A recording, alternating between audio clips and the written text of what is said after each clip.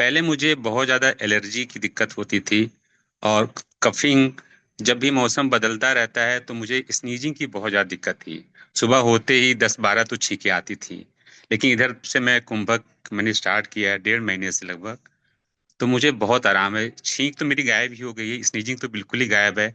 Cough and cold में बहुत आराम है। और सबसे अच्छी बात कि रात को नींद बहुत अच्छी आती है। तो मैं सभी लोगों को, आप लोग को कहना चाहूंगी कि आप लोग कुंभक प्रतिदिन करें।